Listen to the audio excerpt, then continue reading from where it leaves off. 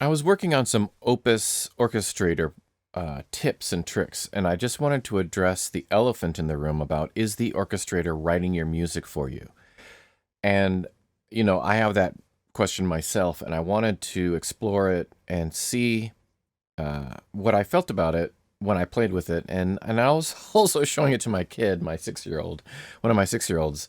I got twin boys, and I just sat him in front of me and played things. So the way that I started looking at the orchestrator is a machine. I explained that here's a machine, and if you give the machine different inputs, what are the different outputs that will come out of the machine? And and for us as composers, is this writing music for you? Is the question, right? If you give it different notes, is the machine writing the notes for you that are coming out? And the answer is obviously yes and no. But when you take any random preset and you feed it these notes, you'll get one output.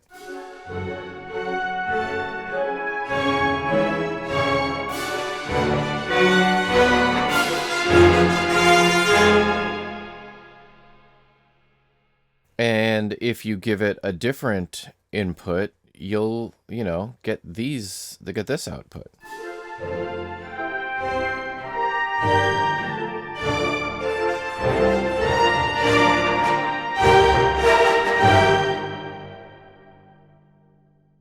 Now, both of those were the same orchestrator preset. That was the same, orchestration style. It was monumental too in both cases. I just fed it different note inputs. And the question is, is it writing your music for you? And the answer is still yes and no. It's not writing what you gave it. It's writing how to interpret that for all the instruments.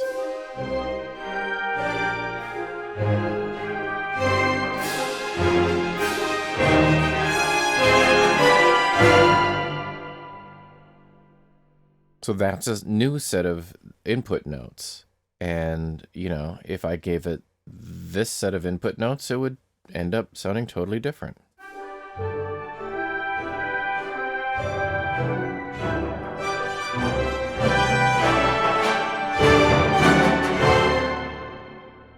I mean, honestly, that orchestration didn't really make a lot of sense for that music. Let's try something like Family Comedy 4. Same set of notes, different orchestration.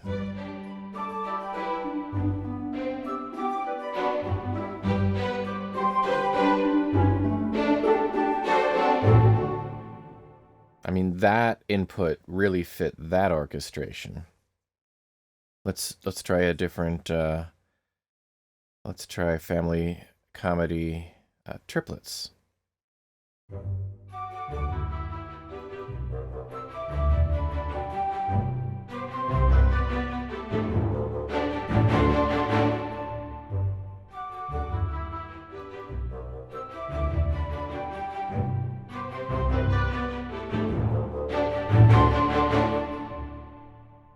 So my argument is that yes and no, it's writing the music for you, but it's not writing what you give it. You could take that same Family Comedy triplets and give it this set of inputs, this set of notes, and it's going to sound totally different.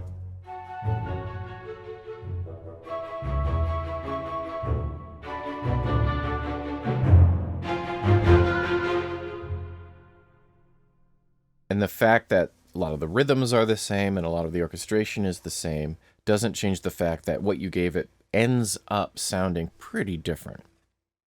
It ends up sounding the same for the orchestration and the patterns and the rhythms, but the whole vibe and what most people would think of as the music is pretty different.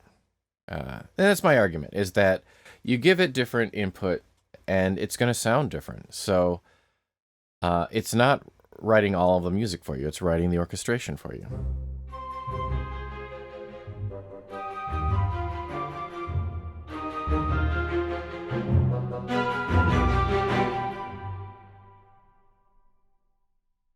I mean, they're going to sound different based on the notes.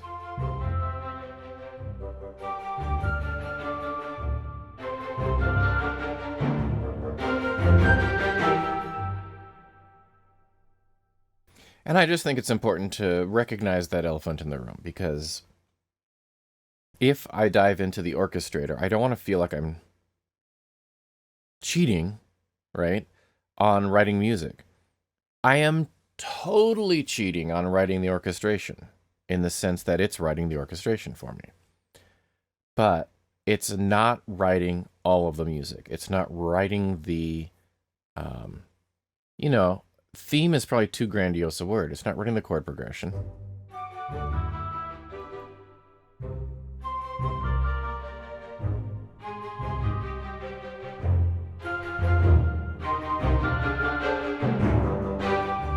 It didn't feed it that notes. It didn't come up with those notes on its own. Those are notes that I'm feeding it. And I'm giving it some modulation instructions. But that's all in Family Comedy 5. Let's just quickly look at what that sounds like with Red Spider, for instance. I don't know if it's going to sound any good.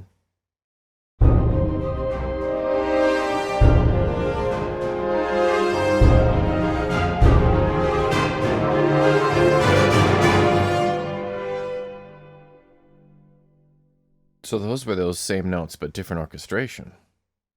That orchestration is very different, but it's still the same notes. You take that orchestration and you feed it this, and it's going to sound pretty different.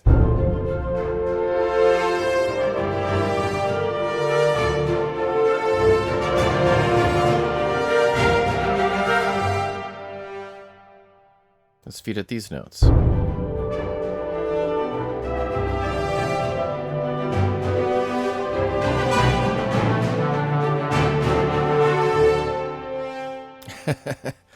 I mean, it's a little all over the place. Let's feed it something minor again. It's really designed, more for this kind of sound, right? That's really what it's designed for. Maybe we'll do a Hollywood Adventure. Let's try that for one of the happier ones. Let's see what this sounds like.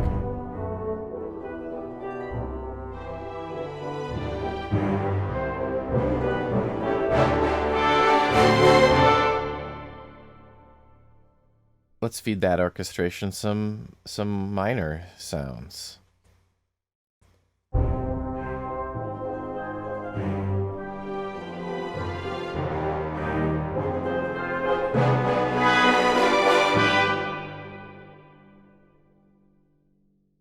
It's a combination. It's a combination of the notes and the orchestration. So yes, you're cheating on half of your music, but you're not cheating on what you send it. You send it whatever you're going to send it, and it's going to do what it's going to do. And yeah, so hopefully that was somewhat interesting to somebody.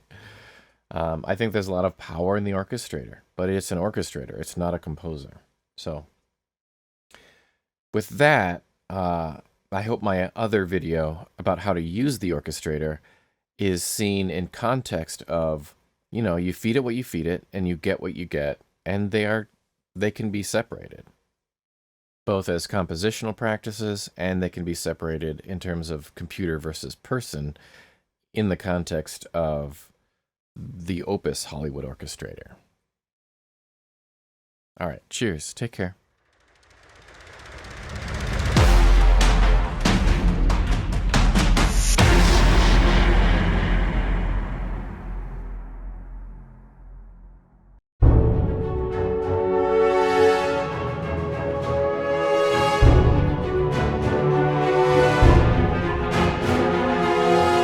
That's really what it's designed for.